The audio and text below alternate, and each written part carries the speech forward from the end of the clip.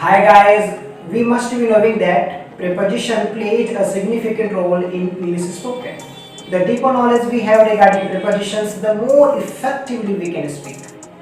तो कुछ ऐसे फिक्स्ड prepositions होते हैं जो हमें हमेशा परेशान करते रहते हैं, जैसे attribute something to somebody, allocate something to somebody, deliver something to somebody, dispatch something to somebody, disclose something to somebody, describe something to somebody, get attracted to somebody, have access to somebody, have access to something, have allergy to something, allergic to something, appeal to somebody for something, call out to somebody for something, beckon to do something, etc. etc. etc.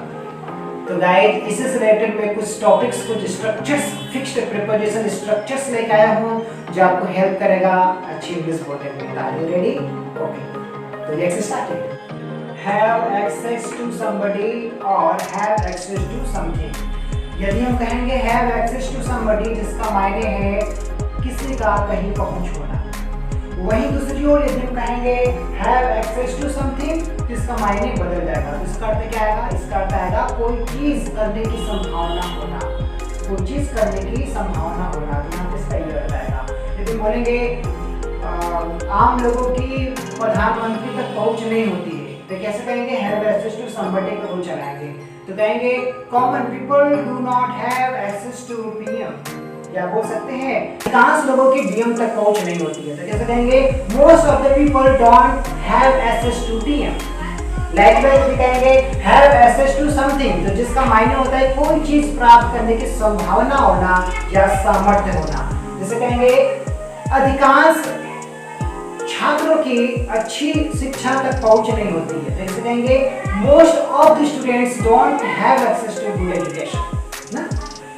Likewise second कहेंगे bound to do something, कुछ होना तय होना। जैसे कहेंगे कि या इसको ऐसा बोल सकते हैं bound to do something, it means certain to do something, कुछ होना तय होना।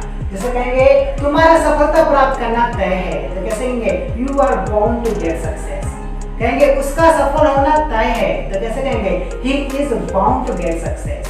यदि हमें कहना होगा ऐसे लोगों का बेइज्जत होना स्वाभाविक है, तो कैसे कहेंगे सच पीपल, ऐसे लोगों क्या कहते हैं? Such people. तो such people are bound to be insulted. Likewise third careful to do something, कुछ बात का ध्यान रखना। जैसे कहेंगे मैंने इस बात का ध्यान रखा कि लोगों को परेशानी न हो, तो कैसे कहेंगे I was careful not to disturb others. यदि हम कहेंगे मैंने इस बात का ध्यान रखा कि लोग वहां ना बैठे, तो कैसे कहेंगे I was careful that people should not sit there.